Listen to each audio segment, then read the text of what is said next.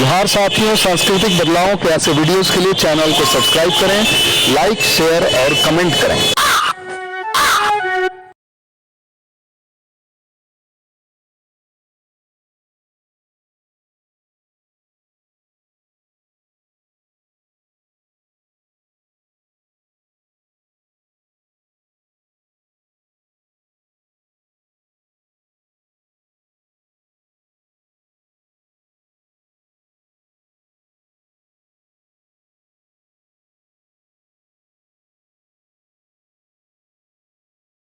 Sir मैं एक 30 second लूंगा सर, जस्ट बीच में। जो भी आदरणीय महेंद्र भाई साहब ने जो बताया कि अभी वो वैदिक रीति और गायत्री रीति से करवाते हैं और साथ में वो अर्जा का और बुद्धिस्ट जो पद्धति उससे भी विवाह कराने का उन्होंने जो प्रशिक्षण और सीख रहे हैं, ले रहे हैं प्रशिक्षण। तो ये मूल भावना यही हमारी जो मिशन की मूल भावना ये है कि जैसे हमारा समाज में इतनी विविधता है, हर प्रकार के लोग जिसके मन में जिस तरह की भावनाएं है उस तरह से वो अपनी सेवा उपयोग करना चाहता है। तो हम यही चाहते हैं कि हमारे जो पुरोहित हैं, जो हमारे संस्कारक हैं, आपस में ये ना सोचे कि हमारी विधि सबसे अच्छी है और दूसरी खराब है। तो ये आदरणीय महेंद्र भाई साहब जो कहा कि भाई हर विधि अपने आप में ऊंच नीच नहीं मानना है, उसके कंपेयर ना करके राधा दैन के हर पद्धति को सीखे। और जब जनता में जागरूकता आएगी तो ऑटोमेटिक जनता समझ जाएगी, जनता ऑटोमेटिक समझ जाएगी हमें कौन सी पद्धति अच्छी है। और वो बात का कार्य है, शोध कार्य बात का है। सबसे पहला कार्य है कि लोगों को हम एंगेज रखें अपने साथ, जो हमारे समाज के लोग हैं, जिससे वो भटके ना, उनका कोई शोषण ना कर पाए। ये हमारी पहली प्राथमिकता है। तो अगर इस तरह से सभी जो हमारे संस्कारक हैं, सभी संस्कारक अपनी पद्धति के अलावा दूसरी पद्धतियों को भी सीख लें और संस्कार करवाने लगे, तो अगले 5-10 साल में पूरे समाज को हम बदल पाएंगे। बहुत बहुत धन्यवाद। जी, बहुत बहुत शुक्रिया। तो मैं आप मिशन के माध्यम से सम्मान आदरणीय आचार्य नंदन प्रसाद जी को इनवाइट करता हूं। और आप सर कुशल संस्कारक, समाज सुधारक की भूमिका में हैं। आप जनपद रामपुर उत्तर प्रदेश से हैं। तो मैं मिशन के माध्यम से सम्मान इनवाइट करता हूं कि सर आप आए और अपना उद्बोधन रखें। आदरणीय नंदन प्रसाद सर, आपका स्वागत है। समस्त सम्मानित विद्वान साथियों को सादर प्रणाम। और इस मिशन को बेहतरीन संचालन कर रहे हैं आदरणीय जनार्दन पटेल जी और समस्त आदरणीय स्वजन। मैं लगभग 3 दशक से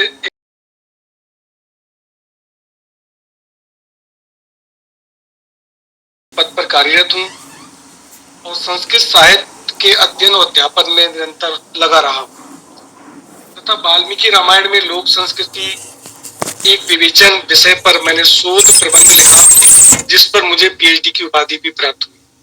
वर्तमान में हम सब जिस महान उद्देश्य की प्राप्ति पर चिंतन कर रहे हैं वह राष्ट्रीय पुरोहित प्रशिक्षण एवं शोध मिशन है। आज मैं पुरोहित के प्रारंभिक स्वरूप से लेकर वर्तमान स्थिति तक विचार कर रहा हूँ। मुझे उम्मीद है आप सब निश्चित रूप से इस संदर्भ में बहुत सारी बातें जानते होंगे, लेकिन पुरोहित परंपरा कब से प्रारंभ हुई और वर्तमान स्थिति क्या है, मैं एक सिंहावलोकन इस पर करना चाहूंगा।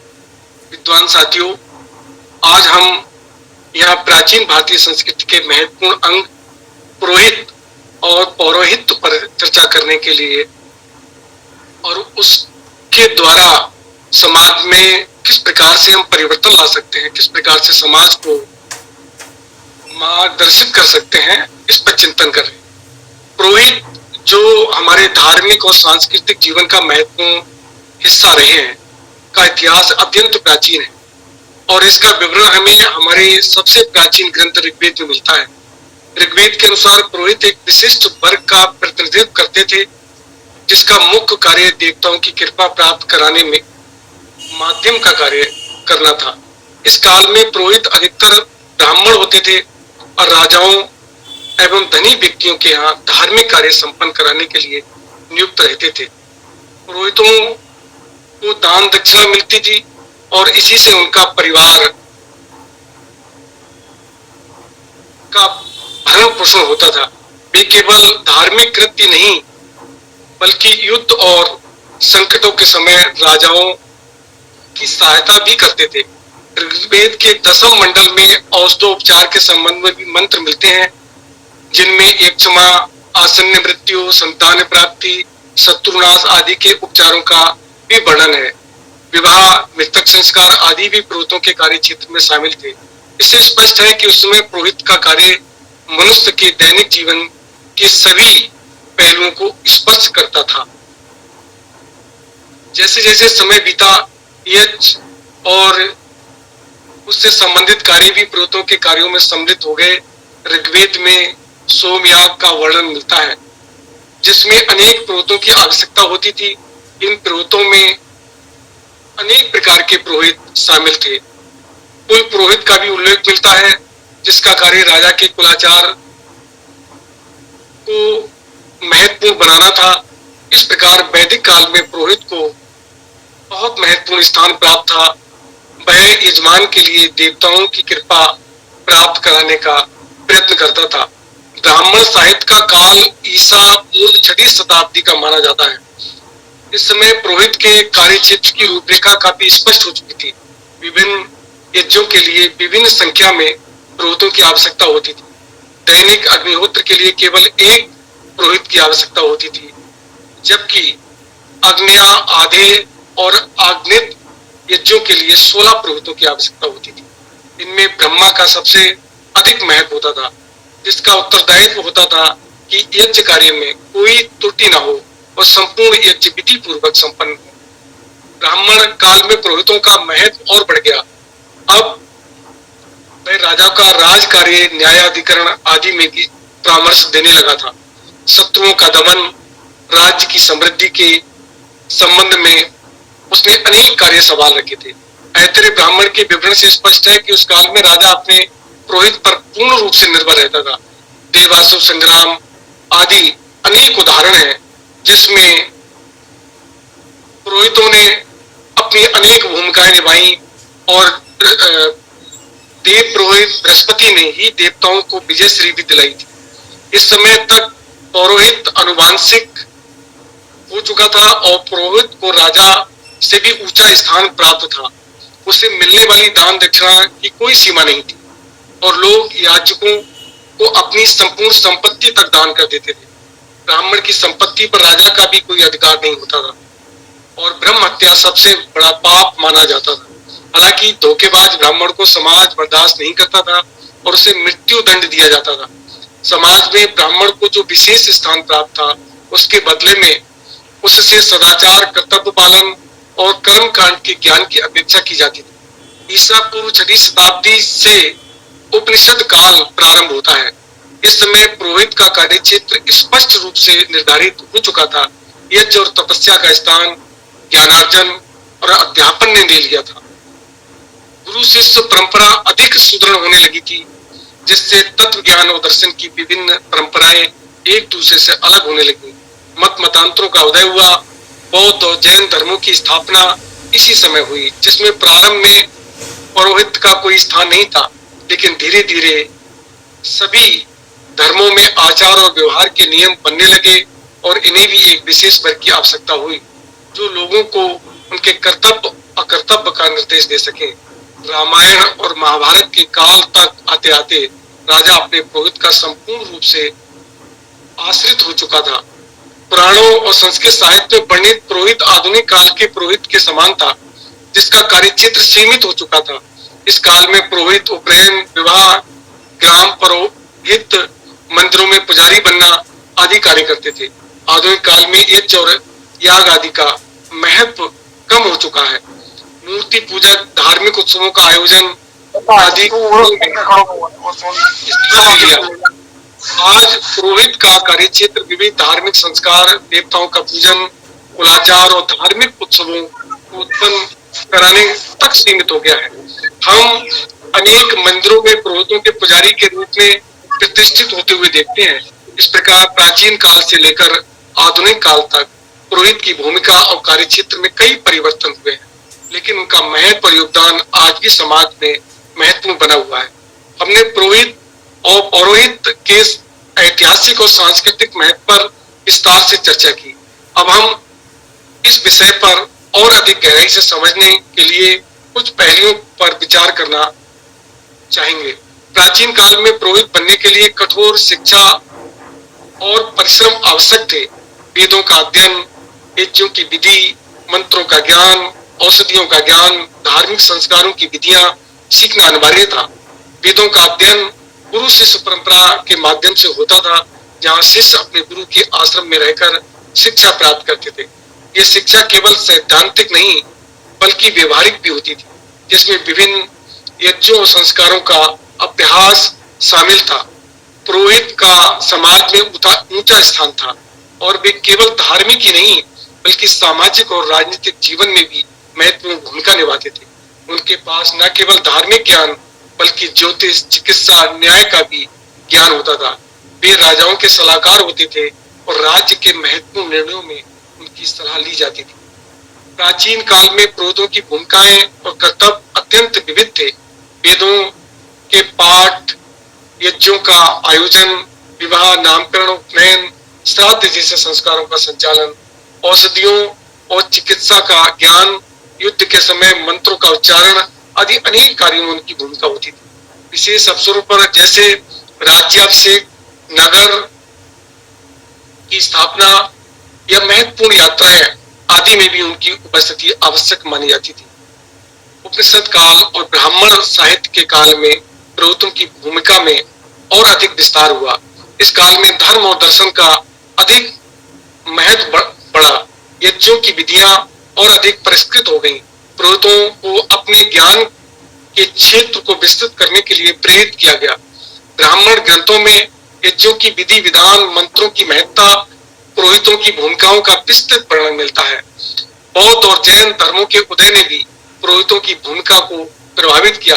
प्रारंभ में इन धर्मों ने पुरोहितों के और यज्ञों का कोई महत्व नहीं दिया, लेकिन समय के साथ इन धर्मों में भी आचार और व्यवहार के नियम स्थापित हुए और एक विशेष वर्ग की आवश्यकता महसूस हुई जो धार्मिक कार्यों के संचालन कर सके। इस प्रकार बौद्ध, जैन व अन्य धर्मों में भी पुरोहितों का विशेष प्रकार से उदय हुआ। रामायण और महाभारत काल में पुरोहितों की भूमिका और भी महत्वपूर्ण हो गई। राजा अपने पुरोहितों पर पूरी तरह से निर्भर हो गए। कोई भी महत्वपूर्ण निर्णय उनके परामर्श के बिना नहीं लिया जाता था। रामायण में वशिष्ठ और विश्वामित्र जैसे ऋषियों की भूमिकाएं और महाभारत में द्रोणाचार्य, कृपाचार्य आदि का उल्लेख पुरोहितों के महत्व को दर्शाता है। पुराणों और आधुनिक काल में पुरोहितों की बहुत महत्वपूर्ण भूमिका रही। पुराणों के काल में पुरोहितों की भूमिका और भी विस्तृत हो गई। धार्मिक संस्कारों के संचालन के अलावा ग्राम और नगर के ज्योतिषीय और धार्मिक कार्यों का भी उत्तरदायित्व सौंपा गया। मंदिरों में पुजारी के रूप में उनकी नियुक्ति होने लगी। उनके कार्यों में मूर्ति पूजा, धार्मिक उत्सवों का आयोजन आदि शामिल हो गए। आधुनिक काल में यज्ञों और वैदिक अनुष्ठानों का महत्व कम हो चुका है, लेकिन पुरोहितों की भूमिका अभी भी महत्वपूर्ण है। वे विभिन्न धार्मिक संस्कार, विवाह, उपनयन, श्राद्ध आदि का संचालन करते हैं। धार्मिक उत्सवों जैसे मकर संक्रांति, बसंत पंचमी, होली, दीपावली आदि का आयोजन भी उनके द्वारा किया जाता है। मंदिरों में पुजारी के रूप में उनकी उपस्थिति अभी भी महत्वपूर्ण है। सिखों के गुरुद्वारों में भी ग्रंथी के रूप में उनकी भूमिका भी पुरोहितों की तरह ही होती है। पुरोहितों की इस यात्रा में हम ये जान सकते हैं कि कैसे एक वर्ग ने सदियों तक हमारे धार्मिक, सामाजिक, सांस्कृतिक जीवन को समृद्ध किया। समय के साथ उनकी भूमिकाएं बदलती रही, लेकिन उनका महत्व कभी कम नहीं हुआ। हमें इस महत्वपूर्ण परंपरा को समझना और सम्मान देना चाहिए, जो हमारे समाज का अभिन्न हिस्सा है। मैं विशेषकर विद्वान साथियों से एक निवेदन करना चाहूंगा। इस परंपरा का अनुगमन जैसे सदियों से होता आया है, वर्तमान में इसकी महत्ता को हमें समझना है। हम वर्तमान में अपने जनपद रामपुर में एक बहुत बड़ा मिशन का संचालन कर रहे हैं। हमने एक निर्णय लिया है भारतीय पटेल महासभा के अंतर्गत कि प्रत्येक गांव में एक हम पुरोहित का अधिष्ठापन करेंगे। उस जो पहले से स्थापित पुरोहित हैं उनको अपनी सूची में सम्मिलित कर लेंगे और जहां जहां भी जिस भी गांव में पुरोहित नहीं है उनको प्रेरित करेंगे कि एक पुरोहित प्रत्येक गांव में अवश्य होना चाहिए। इस प्रकार से संगठित रूप से हम जनपद के प्रत्येक गांव में अपने पुरोहितों को स्थापित करना चाहते हैं और इसमें काफी कुछ हमें सफलता प्राप्त हुई है और हमें विश्वास है कि हम 1 साल के अंतर्गत प्रत्येक गांव में एक प्रशिक्षित पुरोहित को स्थापित कर पाएंगे और समय समय पर उनका प्रशिक्षण देकर उनका उन्नयन करेंगे, उनके शैक्षिक स्तर में सुधार लाने की कोशिश करेंगे और विद्वानों का मार्गदर्शन देकर उन्हें एक बेहतर पुरोहित बनाने की दिशा में आगे बढ़ेंगे। इससे कई परिवर्तन होंगे। हमें ये सोचना चाहिए कि विभिन्न कालों में पुरोहितों ने कितना प्रभावित किया और आज भी कर रहे हैं। वो विभिन्न रूपों में जो जिसे हम चाहते हैं कि समता मूलक समाज की स्थापना हो, भेदभाव ना हो, किसी प्रकार की जो अंधविश्वास है, कुरीतियां हैं, रूढ़ियां हैं, उनको दूर करें।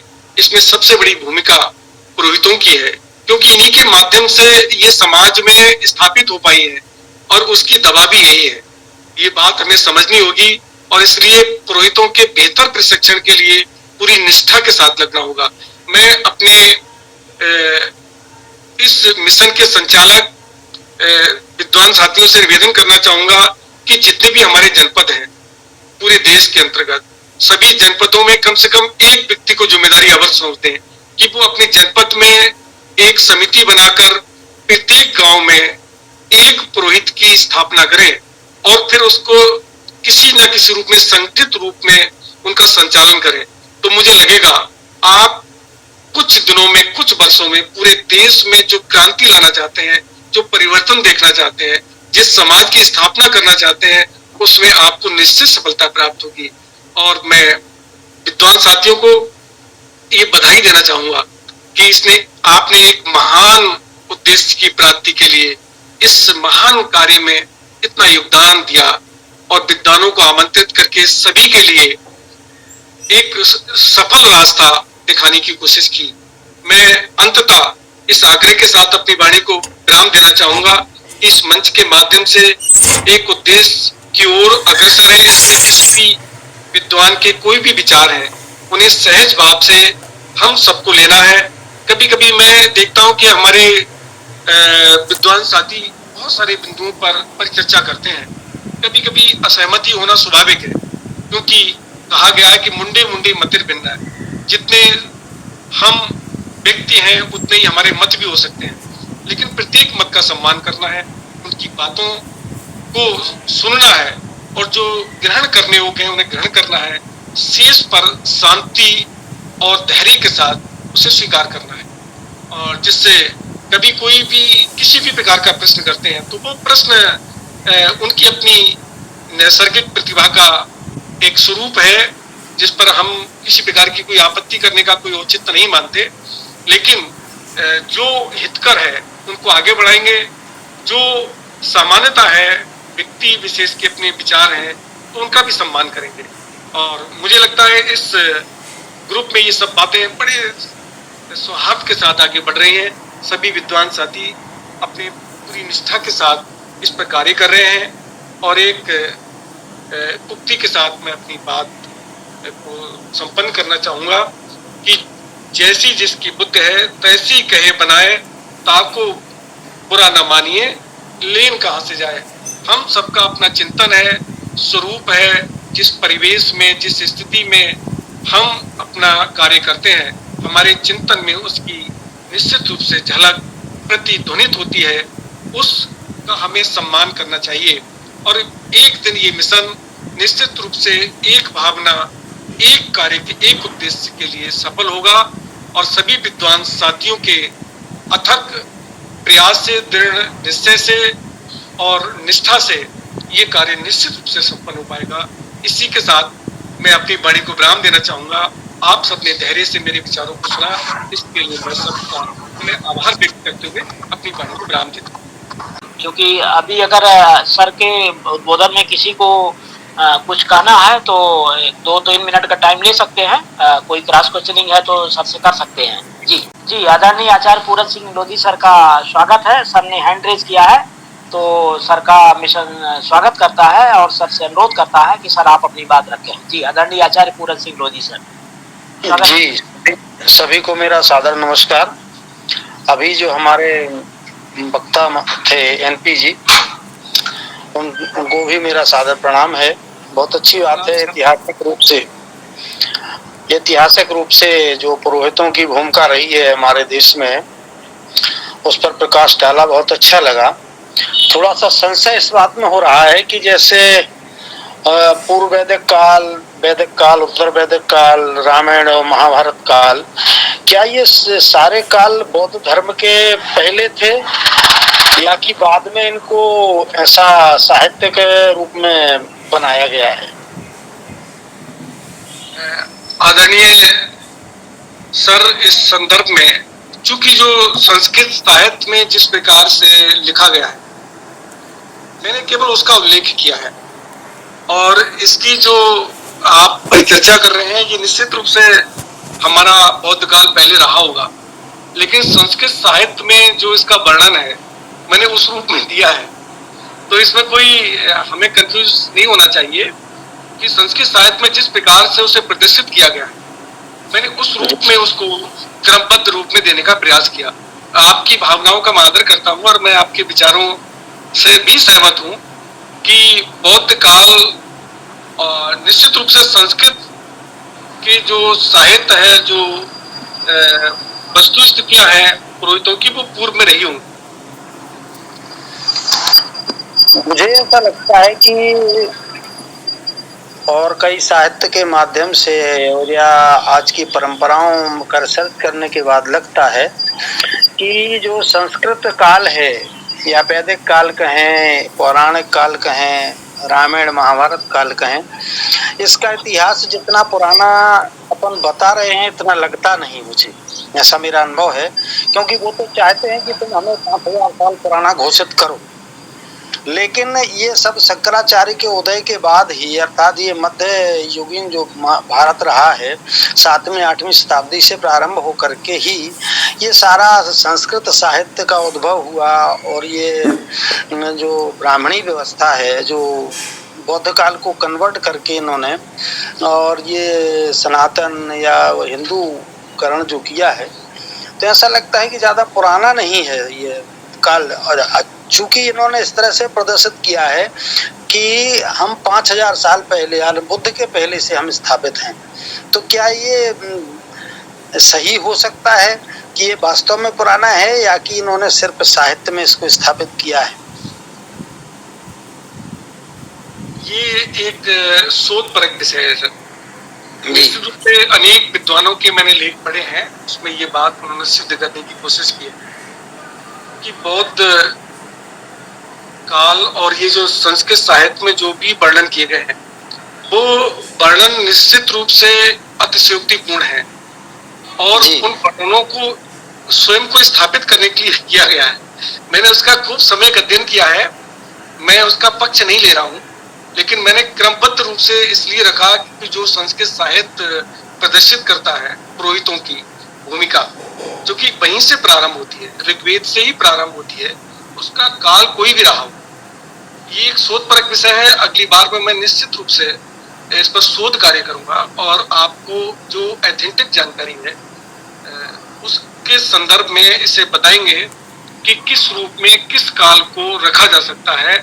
और जो आपने बात कही है वो बिल्कुल सही है, मैं उससे सहमत हूँ, और अगली बार में जब भी मैं अपनी बात रखूंगा तो इस पर शोध करके आऊंगा और इसको निश्चित रूप से जो वस्तु स्थितियां हैं वो स्पष्ट करने की कोशिश करूंगा। जी, क्योंकि भाषा साहित्य जहाँ तक कहता है कि पाली भाषा को सुसंस्कृत करके संस्कृत बनी है, माने संस्कारित करके, सुधार करके, तो इसका मतलब कि पाली के पहले संस्कृत साहित्य नहीं था। और चूंकि संस्कृत साहित्य को ये अनादि कहते हैं, 5000 वर्ष मान करके चल रहे वेदों को मान कहते हैं, तो इस तरह से हमें लगता है कि जैसे ऐतिहासिक दृष्टिकोण से देखें, सिंधु घाटी है, मोहनजोदड़ो हड़प्पा की जो संस्कृति सभ्यता की जो भाषा थी, उसका तो आज तक मान लो पढ़ा नहीं गया उसको। इसके बाद पाली जो है आई, और पाली उसी परंपरा में आई है, प्राकृतिक भाषा और पाली भाषा, उसके बाद सुधार करके संस्कृत का रूप बना और संस्कृत का साहित्य जो खड़ा हुआ ये मध्य युगीन में हुआ है और 7वीं 8वीं शताब्दी के बाद शुरुआत हुई और ये अंत तक ये मुगल काल तक ये सारा साहित्य लिखा गया, यहाँ तक कि अंग्रेजों के समय तक ये कार्यक्रम अनवरत चलता रहा। खासकर तो भाषा साहित्य का जो इतिहास है उसके दृष्टिकोण से ये ऐसा लगता नहीं कि इतना पुराना जितना ये हमें बता रहे हैं। तो इसलिए मैं चाहता हूं कि इसका कोई शोध परक व्याख्यान आप सब लोग हम लोग प्रयास करें ताकि समाज के सामने ये रखा जा सके कि जितना पुराना ये हमें बता रहे हैं, हमारा समाज इसीलिए उस पर भरोसा करता है कि पुरानी से पुरानी चीज यदि हम रख दें कि ये बहुत पुरानी है तो हमारे लोग ऑटोमेटिक उस पर श्रद्धा और विश्वास रखने लगते हैं और उसको अपना मानते हैं कि हमारी है क्योंकि पुरानी है। तो हम उसको पुरातन बता करके और सनातन से जोड़ देते हैं ये लोग, है ना। क्योंकि सनातन और पुरातन का इनका संबंध ऐसा लगता नहीं है क्योंकि अतिशयोक्तिपूर्ण वर्णन पुरातन नहीं हो सकता, ऐसा मेरा मानना है। फिर भी आप सब लोग इस पर प्रयास करें और समाज को अपन एक सही दिशा दें ताकि जैसे पुरोहित है तो पुरोहित का मतलब ही होता है पुर माने नगर या बस्ती, उसका हित चाहने वाला, उसकी सुरक्षा या आपत्तिजनक व्यवस्थाओं से उसकी रक्षा करने वाला पुरोहित होता था, पुर का हित चाहने वाला। तो ऐसा जो समाज उपयोगी व्यक्ति समाज में शुरुआत से रहे हैं और आज भी रहना चाहिए और उनके प्रति श्रद्धा विश्वास समाज का होता है। खासकर जो हमारा अनपढ़ समाज है, महिलाएं हैं, उनको पुरोहित की बातें ज़्यादा असर करती हैं। तो हमारे बीच में पुरोहित से अब निकालना पड़ेंगे ताकि उनके वो श्रद्धा के पात्र बनते हैं। तो श्रद्धा का पात्र जो व्यक्ति है वो सही जानकारी दे, इसलिए पुरोहितों की जरूरत है कि और हमारी सही जानकारी जब समाज में जाएगी तभी समाज जागृत हो सकता है, ऐसे मेरा सोचना है। बहुत बहुत धन्यवाद। आपकी बात से मैं सहमत हूँ, लेकिन ये मेरे मन में बात आई इसलिए मैंने प्रश्न रखा। ये काफी महत्वपूर्ण प्रश्न सर आपका, और आपने ये निश्चित रूप से ये प्रश्न करके सभी के अंदर एक जिज्ञासा उत्पन्न की है। अब मैं इससे पूर्णतः सहमत हूँ और मैंने जो साहित्य पढ़ा है उसमें बहुत जगह अतिशयोक्तिपूर्ण वर्णनों का जो उल्लेख है वो उनको मैं ठीक तरीके से समझता हूँ, लेकिन उसके लिए ऑथेंटिक आपको विचार ढूंढने पड़ेंगे, उनमें तथ्य देखने पड़ेंगे, तब उस बात को कहा जाए। केवल विरोध के लिए विरोध नहीं करना है, हमें जो बात करना है उसको सामने लाना है और तभी हम समाज का सही मार्गदर्शन कर पाएंगे। और जैसे ऋग्वेद काल है, हमें पहले वहीं से तय करना पड़ेगा कि ऋग्वेद का समय क्या है, उसके बाद ही सब बातें परंपराएं जो है वहीं से शुरुआत होगी और फिर क्रमबद्ध देखेंगे। और हमारा जो बौद्ध साहित्य है, पाली भाषा है, इसके काल को देखना होगा। उसके बाद इनका निर्धारण क्रम का है, अलग अलग विद्वानों ने कुछ विद्वानों को बहुत बेहतर इस पर अपना मार्गदर्शन दिया है। उनके संदर्भों को एक शोध परक लेख के माध्यम से अगले किसी व्याख्यान में इस पर चर्चा करें। धन्यवाद सर। जी धन्यवाद, नमस्कार। जी बहुत बहुत शुक्रिया आदरणीय पूरत सिंह सर, आपने बहुत सार्थक प्रश्न किया है और सर क्योंकि इस विषय में काफ़ी महारत रखते हैं तो इस शोध का भी विषय है, निश्चित रूप से सर आगामी मीटिंगों में ये विचार रखेंगे। बहुत बहुत शुक्रिया आदरणीय एनपी सर आपका और आदरणीय पूरत सिंह सर। 2 हैंड रेज और हुए हैं, तो एक तो हमारे जो द्वितीय प्रमुख वक्ता है उन्हीं का है, तो मैं उनको बाद में लूँगा। तो पहले मैं आदरणीय भारत सिंह सर का हैंड रेज हुआ है, तो मैं आदरणीय भारत सिंह सर को सुन लेते हैं, इसके बाद मैं द्वितीय प्रमुख वक्ता को बुलाऊंगा, उनका ये क्वेश्चन भी ले लिया जाएगा, उनका उद्बोधन भी शुरू हो जाएगा वहीं से। जी आदरणीय भारत सिंह सर। मैं ये कहना चाह रहा था कि मेरा कोई प्रश्न नहीं है, लेकिन मैं एक शोध के विषय के अनुसार एक बात जरूर कहना चाहता था कि हम ये कैसे परखें या कैसे जानें कि संस्कृत भाषा का कब उदय हुआ पाली भाषा से या उसको कब संस्कारित किया गया। उसका सबसे एक मुख्य बिंदु है कि पहले जो भी लेखन होते थे वो सर्वप्रथम शिलालेख थे, उसके बाद भोजपत्र, ताम्रपत्र और फिर अब कागज। तो संस्कृत भाषा को जो वेद लिखे गए हैं ये प्रत्येक व्यक्ति जानता है कि उनका भोजपत्र पर लेखन हुआ है। तो भोजपत्र का उदय कब हुआ, इस पर सभी लोग अपना जो है शोध करें। नंदन प्रसाद सर, मैं यही आपको भी थोड़ा सा कहना चाह रहा था कि भोजपत्र का जो है उदय कब हुआ, तो उसके अनुसार हम लोग ये अनुमान लगा सकते हैं कि संस्कृत भाषा का उदय कब हुआ। दूसरी चीज क्या है कि वेदों के लिए जो नाम दिए गए हैं, ऋग्वेद, यजुर्वेद, सामवेद, तो इनमें जो ऋग्वेद है या यजुर्वेद है, तो ये संस्कृत के शब्द हैं। तो जाहिर सी बात है कि संस्कृत का उदय होने के बाद आपको ये वेद लिखे गए हैं। अब वो संस्कारित करके लिखे गए हैं या अलग लिखे गए हैं, वो अलग मैटर है। तो बस मैं यही थोड़ा सा कहना चाह रहा था कि शोध के संबंध में हम सिर्फ एक पॉइंट को देख लें कि भोजपत्र का उदय कब हुआ। धन्यवाद जी, बहुत बहुत शुक्रिया सर आपका, बहुत बहुत शुक्रिया। क्योंकि अब चूंकि समय भी हो चुका है, तो आज जो हमारे द्वितीय प्रमुख वक्ता है आदरणीय राहुल पटेल सर, उनका भी हैंड रेज हुआ है। तो चूंकि उनका उद्बोधन ही है, इसलिए मैं अभी मिशन के माध्यम से सम्मान आदरणीय राहुल पटेल सर को इन्वाइट करता हूँ, जो कि IIT रुड़की से पास आउट हैं और आप एक कुशल शिक्षक, उद्यमी, संस्कारक, प्रेरक एवं समाज सुधारक की भूमिका में आप हैं। और मिशन की जितनी भी मीटिंगें होती हैं उनका रिकॉर्डिंग और सोशल मीडिया प्लेटफॉर्म में प्रसारण आपके माध्यम से ही होता है। तो आप सासाराम बिहार से मुल्तान हैं, तो मैं आदरणीय राहुल पटेल सर को सम्मान मिशन के माध्यम से इनवाइट करता हूं कि सर आप आएँ और सर के जो उद्बोधन पे आप कुछ कहना चाह रहे थे, तो पहले वो बात रखें और इसके बाद अपना उद्बोधन कंटिन्यू रखें। आदरणीय राहुल पटेल सर। धन्यवाद के सर, आप सभी को जोहार। पहले तो मेरा प्रश्न रहेगा नंदन सर से और फिर मैं अपना उद्बोधन रखूंगा। प्रश्न यह है कि नंदन सर, क्या आप साहित्य को इतिहास मानते हैं? साहित्य इतिहास नहीं होता है। साहित्य में इतिहास का वर्णन हो सकता है, ऐतिहासिक बातें, तथ्य हो सकते हैं, लेकिन साहित्य साहित्य है, इतिहास इतिहास है सर। तब तो अगला प्रश्न है कि क्या इतिहास के किसी मानक किताब में वैदिक काल को मतलब यह दिया गया कि ऐसा हुआ है वैदिक काल?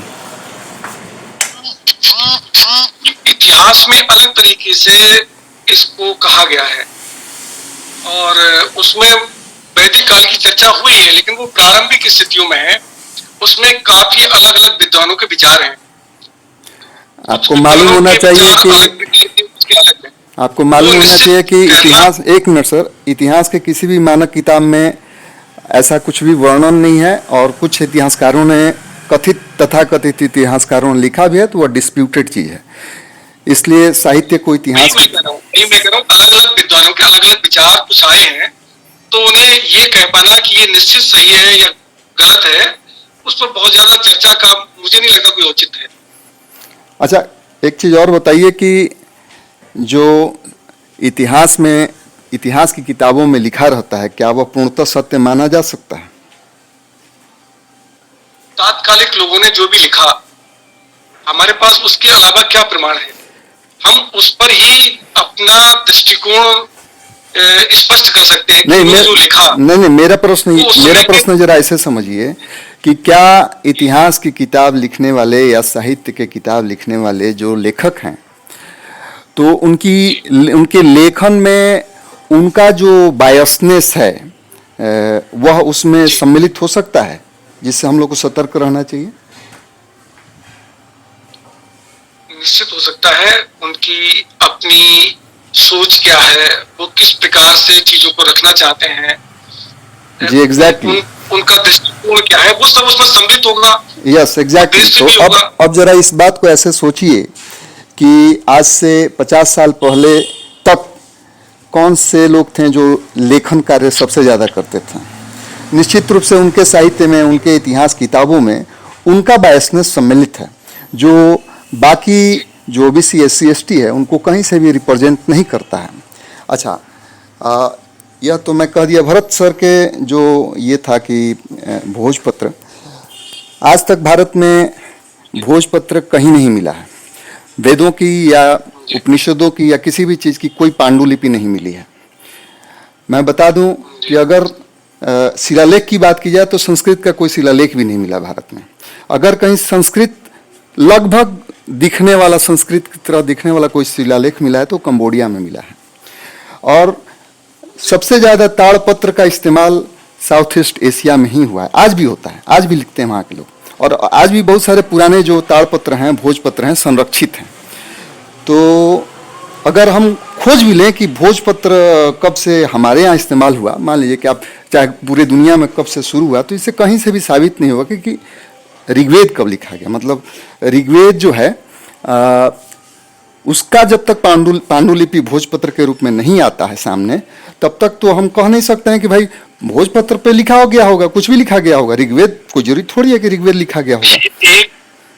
इस संदर्भ में एक उन्होंने विशेष इसके लिए प्रबंध किया है, वो है कि ये श्रुत परंपरा से आया है कि जब छपाई का आविष्कार नहीं हुआ, कागज का आविष्कार नहीं हुआ, उससे पहले जो परंपरा चलती थी, जिस समय ये इन भोजपत्रों पर भी नहीं लिखा जाता था, उस समय भी तो हमारे पास भाषा थी, समझ थी। तो उन्होंने कहा कि ये शुद्ध परंपरा से एक दूसरे के क्रम से चला आया है। ठीक है, मैं समझ गया सर, समझ गया। एक चीज बताइए, ठीक है सर, मैं समझ गया। एक चीज बताइए कि लोग यह भी कहते हैं कि ऋग्वेद लिखा गया, कहते हैं कि नहीं कहते हैं, वेद लिखा गया।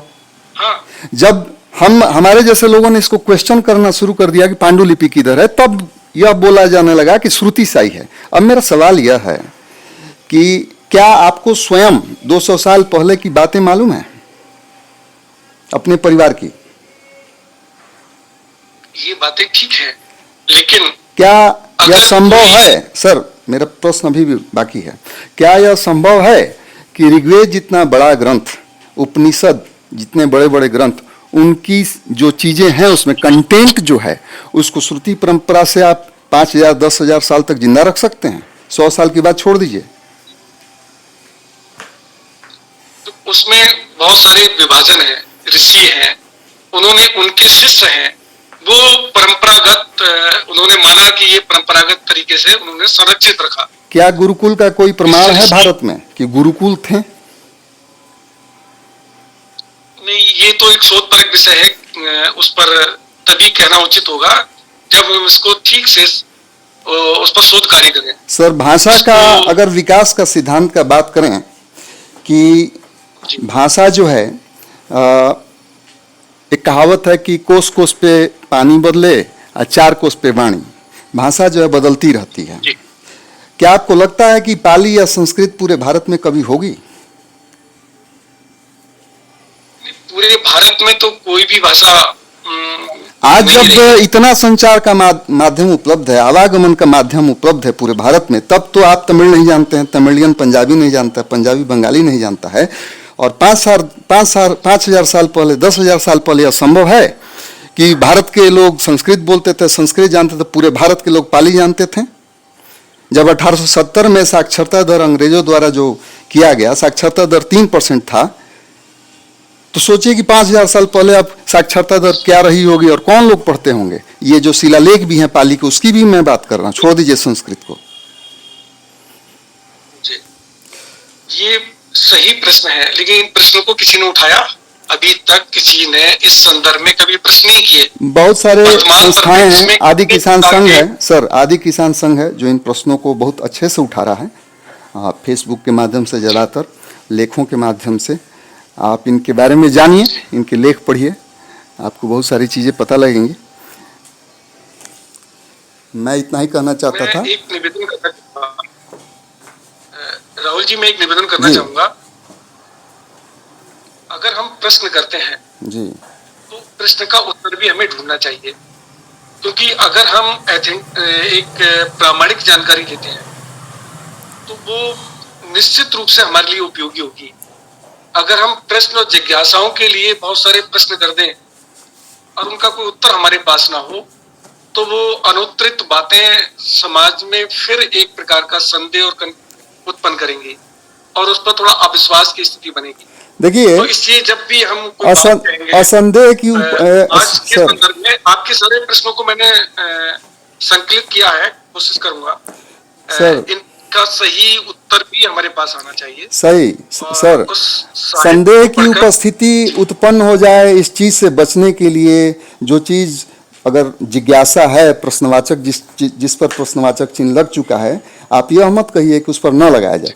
कुछ विद्वानों ने मुझसे कहा कि आप कहते हैं कि ऐसा नहीं है, तो आप बताएं कैसा है। आप भी यही बात कह रहे हैं। मैं कह रहा हूं कि अगर a प्लस बी, एक मिनट मान लीजिए कि मेरे कहने का तात्पर्य है, अगर हम प्रश्न करते हैं तो उसका उत्तर भी खोजें। कोई जरूरी नहीं है। मैं सिर्फ ये कह रहा हूँ, ये नहीं कह रहा हूँ नहीं, कोई जरूरी नहीं। मैं इसी बात को कह रहा हूँ, आप ही की बात को कह रहा हूँ, आप ही की बात का जवाब दे रहा हूँ कि कोई जरूरी नहीं है कि अगर आपने कुछ कहा उसमें मुझे कुछ गैप दिखा, होल दिखा, तो उसका उत्तर मेरे पास हो ही। मैं उस केवल यह कर सकता हूँ कि उस होल को दिखा सकता हूँ कि भाई यह बात तो तर्कसंगत नहीं है। आप जो कह रहे हैं वो तर्कसंगत नहीं लग रहा है। मेरे पास हो सकता है कि उत्तर नहीं है, लेकिन आप अगर यह कहते हैं जी राहुल जी जी ठीक है, आपका प्रश्न है, आपकी स्थितियां हैं, मुझे नंदन अपने प्रसाद सर, हाँ सर, मैं बीच में थोड़ा बोलने के लिए माफी चाहूंगा। राहुल जी जी आप अपना वक्तव्य शुरू कीजिए।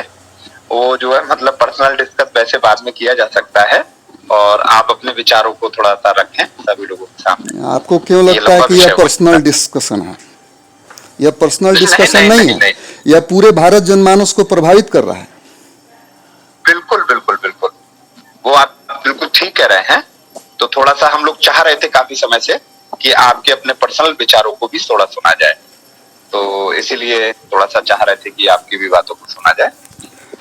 चलिए, मैं अपने उद्बोधन पर आता हूं। मैं इस विषय पर नहीं बोलना चाहता था, जी जी मैं किसी और विषय जी पर जी, बोलना चलिए। चाहता था। मैं उस चीज को जारी रखूंगा। नहीं आदरणीय राहुल सर, आपने बहुत तार्किक प्रश्न किया है और आदरणीय एनपी सर इस पे विचार करेंगे और उसका यथोचित समय में रिप्लाई भी मिलेगा आगामी मीटिंग्स में। और आप निश्चित रूप से आप बहुत ही मतलब समाजोपयोगी और तर्कसंगत बातें कही है।